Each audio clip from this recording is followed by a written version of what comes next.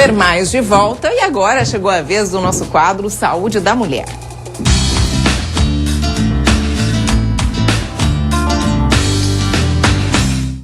E hoje nós vamos falar sobre algo que interessa muito aos pais e principalmente às mães. Você vai rever agora um caso que chocou muita gente essa semana. O bebê Fabrício, de apenas 9 meses, morreu asfixiado pelos cobertores enquanto dormia. Acompanhe. O fato aconteceu na cidade de Braço do Trombudo, no Alto Vale, na última segunda-feira. O pai encontrou a criança por volta das 6 horas da manhã, já sem vida. O bebê estava de barriga para baixo, o nariz contra o travesseiro e com a cabeça debaixo de cobertores. O esforço para respirar teria sido grande. Os lábios da criança apresentavam lesões. A morte por asfixia foi confirmada por um laudo do Instituto Médico Legal de Rio do Sul.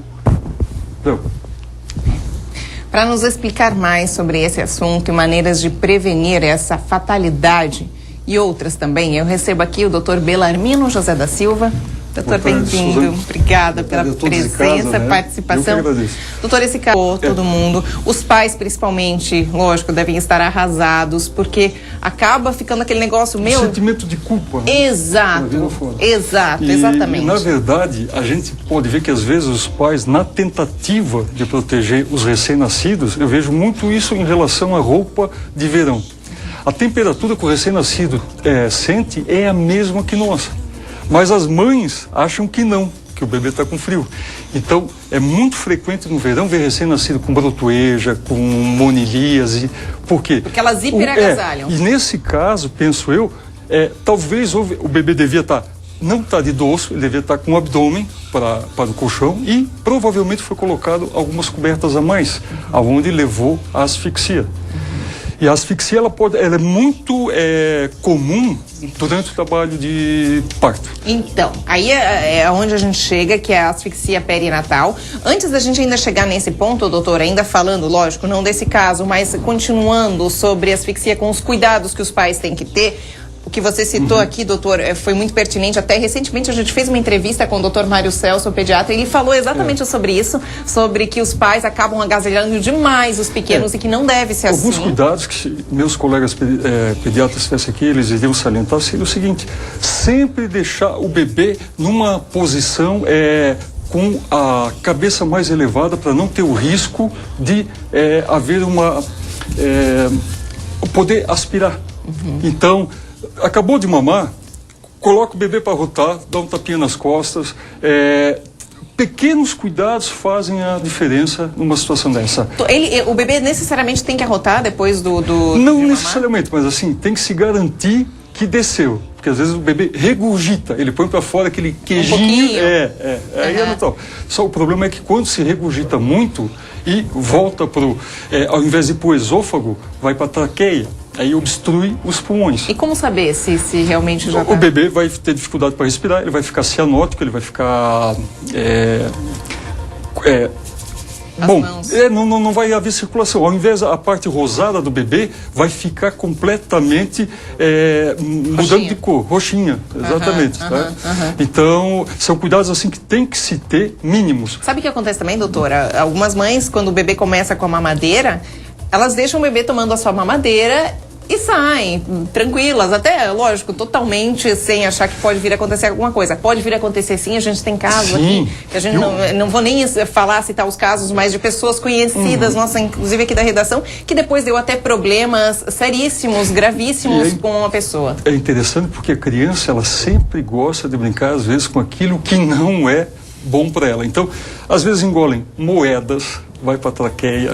Então, assim, tudo aquilo que for muito pequeno, que a criança poder pegar e ingerir, deve ser evitado. Então, sempre brinquedos maiores, principalmente nessa fase entre 1 e 3 anos. Não há muito discernimento.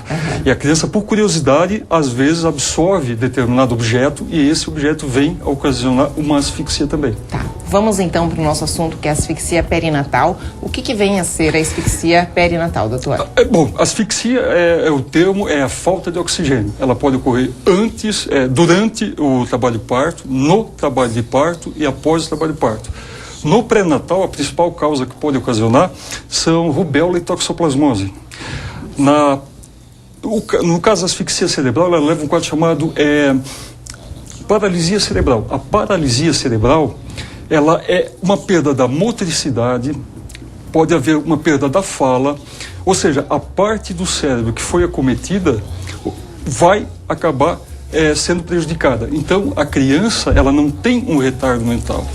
A criança com paralisia cerebral, ela reconhece os pais, a não ser que perca a visão, mas aí ela tem audição, que é tipo rubéola e toxoplasmose, pode se perder a audição e a visão. Então, as pessoas confundem muito. A pessoa com paralisia cerebral, ela sabe quem está rodeando ela, porque ela só tem, às vezes, a motricidade, às vezes ela pegou só os movimentos, ela tem a convulsão, ela tem, mas no mais, o instinto dela, ela consegue discernir quem é quem. Tá. E como acontece a asfixia, doutor? Isso acontece por motivos específicos, por ser prematuro? Enfim. Todas essas causas são pertinentes, todas essas podem levar.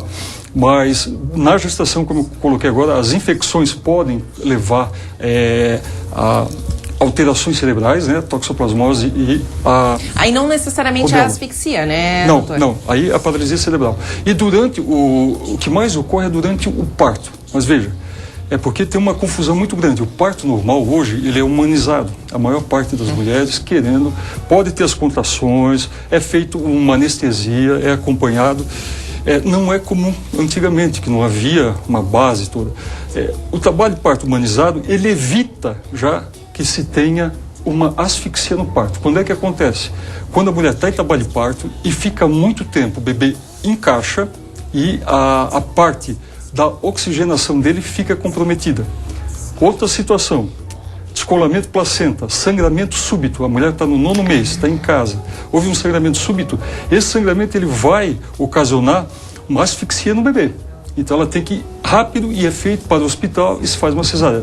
Nós chamamos de descolamento prematuro de placenta. Na primeira situação que o senhor falou, doutor, sobre o parto, seria muito manuseio do próprio obstetra, ginecologista? Não necessariamente. Por exemplo, se uma mulher tem trabalho de parto em casa, é o 3º, 4º filho. Geralmente, depois do primeiro filho, há uma facilidade maior para se ter os demais.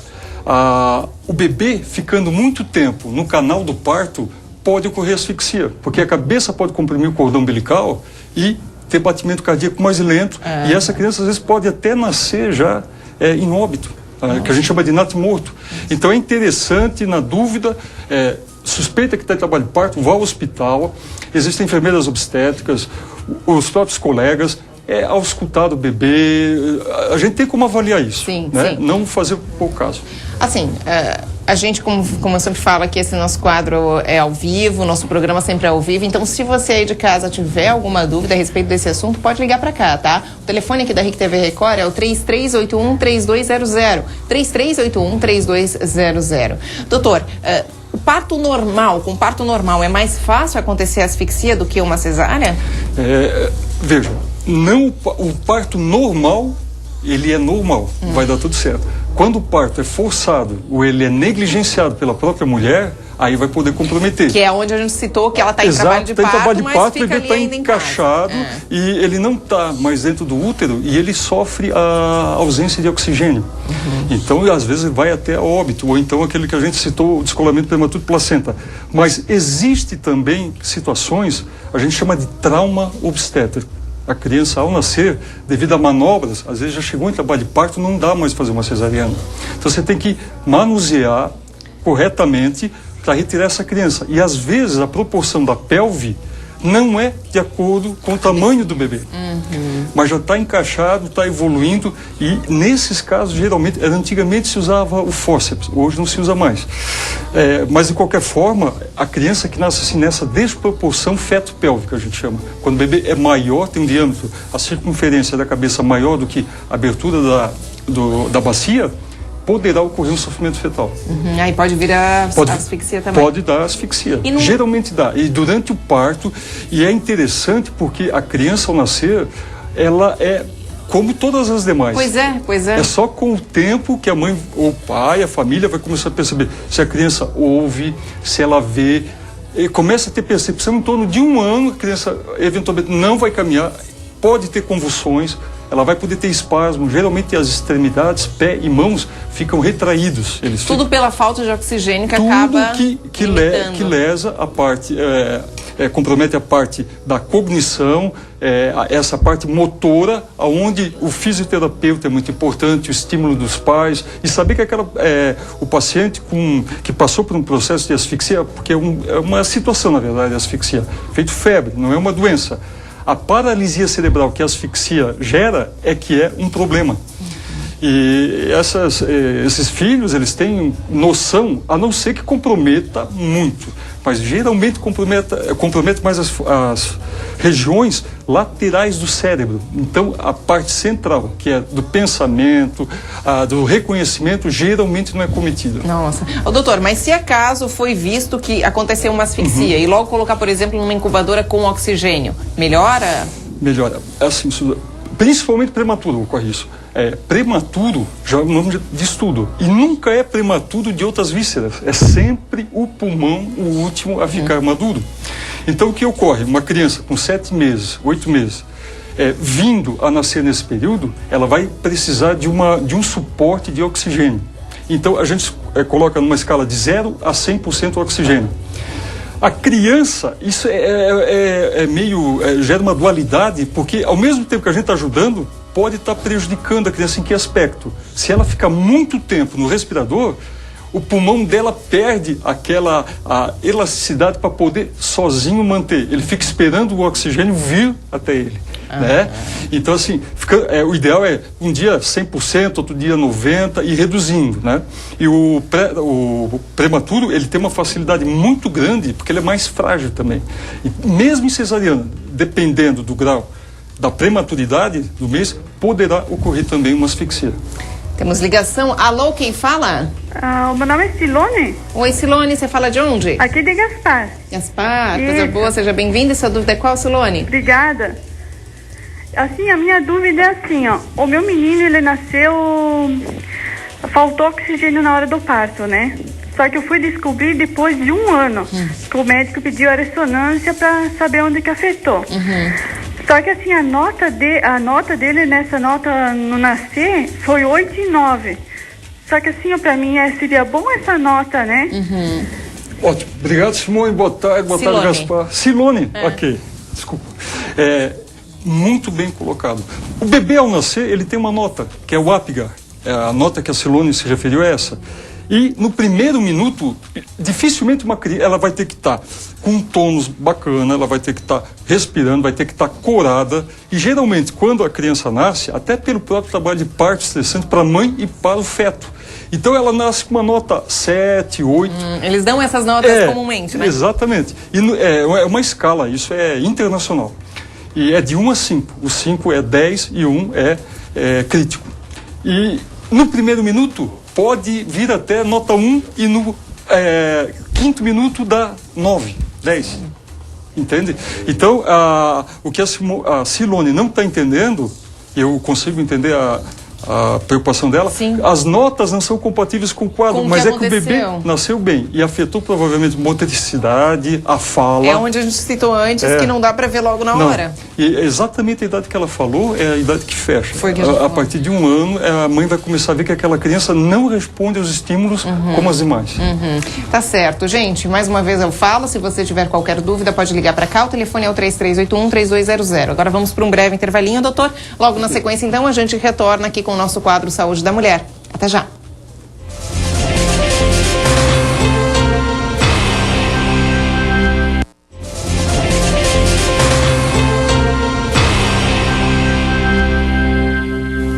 Fermais de volta ao vivo com você. Estamos aqui no nosso quadro Saúde da Mulher, junto com o Dr. Belarmino José da Silva. Hoje, pessoal, estamos falando sobre asfixia perinatal. Bom, doutor, já temos aí também mais ligação, porque a gente abre telefone aqui nesse nosso quadro. Vamos direto então para a ligação. Okay. Alô, quem fala? É Sandra. Oi, Sandra, você fala de onde?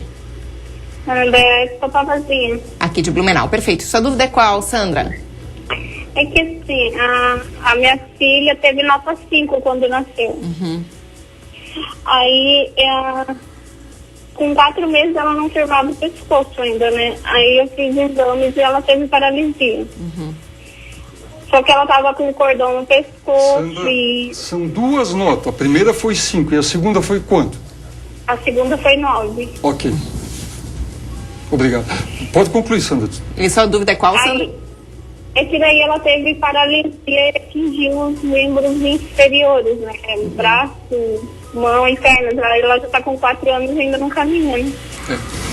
Obrigado, Sandra. Boa tarde. É o seguinte, a Sandra tem em casa um quadro que afetou a motricidade. Com certeza, ou muito provavelmente, o filho ou a filha dela tem a percepção de vida, estão vivos, mas tem dificuldade de se autogovernar. Tanto a parte motora fica prejudicada e muitas vezes quando acomete a parte também da sucção, porque às vezes o bebê pode ter algum problema, a mãe sem saber do fato pode afogar o bebê sem saber, porque o bebê não consegue deglutir para levar para o esôfago, acaba indo para a traqueia. Então é um caso, e assim, 5 e 9, até nós havíamos comentado. Pois falamos sobre isso aqui no intervalo. A nota de Apgar significa assim, no primeiro momento, dificilmente o bebê ganha 10, o máximo é 9. 5 significa que dos 10 itens, 5 não estavam de acordo. Mas no 5º minuto, tendo 9, aí Tá estranho. Tá estranho, doutor. Não deveria, né? Não deveria. Tem que ver, de 5 para 9, são 4 pontos a mais em 5 minutos. Bom, doutor, quando a gente fala em asfixia perinatal, a gente fala em falta de oxigênio. E aí, assim, já direto nesse sintoma, no que acontece na falta de oxigênio, o que pode vir a acarretar também a falta de oxigênio no feto, na criança, é a meningite. A meningite meningocócica, principalmente, porque uma vez ela inflamando o cérebro e a medula espinhal, o estímulo para a respiração parte do cérebro. Uma vez acometido, a criança vai perder esse estímulo. Então acaba tendo uma asfixia também. Uma outra situação que pode ocorrer também, Suzana, deixa eu só dar uma olhadinha aqui, convulsão. Quando tem muito intensa, a criança ela vai poder... epilepsia não significa... Convulsão da mãe. A convulsão... da criança. Toda pessoa que tiver algum problema, uma desarritmia cerebral, alguma coisa do tipo, toma anticonvulsivante. Os medicamentos do mercado, acompanha com o neurologista. Ela não tem problema nenhum neuromotor, nada. Fala, mas eventualmente ela pode entrar em convulsão. Então, quando tiver uma pessoa em casa que possa entrar em convulsão, tem que saber como manusear, porque geralmente a língua na convulsão ela fica mais rígida e tampa a traqueia. A pessoa não consegue respirar. Então, o que fazer num caso desse? Manter a cavidade oral aberta, ou se faz qualquer instrumento, o indicado é pegar algo de tecido, fazer um volume e colocar entre os dentes superior e inferior, para poder deixar respirar. E, se possível, segurar essa língua, para ela não vir a se autoafogar. Boa dica. Temos mais uma ligação. Alô, quem fala? Alô, Maria Isabel. Oi, Maria Isabel, você fala de onde? Água Verde. Água Verde, aqui de Blumenau também. Obrigada pela participação. Sim. E sua dúvida é qual, Maria Isabel? A minha dúvida é que eu tenho 3 filhos. Eu tenho 2 filhos e uma filha, né? O meu filho mais velho, ele nasceu com fórceps, né? E o mais novo, ele nasceu com 8 meses, mas cesariana. Então ele teve uma falta de oxigênio mais novo. Já antes de nascer, porque era hipertensa. E a filha, ela não tem problema nenhum. Você quer saber o porquê isso acontece? São epiléticos passivos, só os filhos homens. Isso tem alguma coisa a ver comigo ou... Obrigado, Sandra. Eu acho que deu para entender a dúvida. A Sandra Não, é Maria... Maria? A Maria. Ok. Obrigado pela pergunta. Na verdade, o que ocorre mesmo sendo uma cesariana, poderá ocorrer um trauma obstétrico. Não provocado ou intencional, mas no manuseio, principalmente prematuro, ele é muito frágil. Quando o bebê está sentadinho, a gente chama pélvico, obrigatoriamente tem que ser cesariana. A mulher não pode ter parto normal, porque o quadril do bebê pode dificultar, obstruir a passagem do parto. Nesse caso, também tem uma técnica especial para você retirar o feto que está sentadinho no colo da mãe. Essa manobra é destreza do profissional, mas muitas vezes independe, o bebê pode estar numa situação, às vezes ele está dorso, longitudinal, uma situação assim, atravessada, digamos, porque a gente na cesariana se puxa o bebê pela cabeça.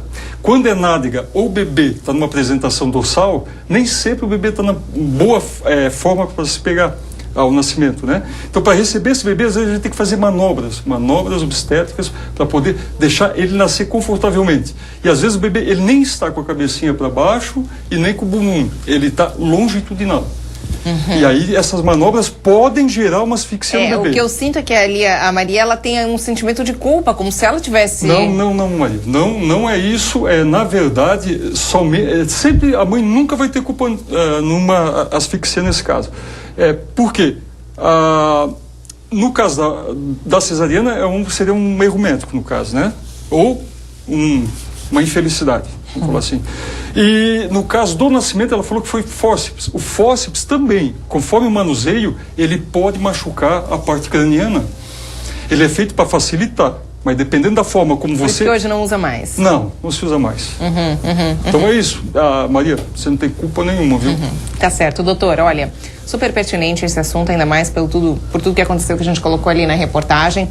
Uma outra oportunidade, voltamos a falar. Nosso quadro de saúde da mulher não para nunca, sempre tem a cada 15 dias nas quartas-feiras e, como sempre, muito obrigada pelos excelentes esclarecimentos, tá? Gente, agora, um breve intervalinho comercial. No próximo bloco eu falo de ginástica rítmica, rotina das ginastas aqui de Blumenau. Eu volto já.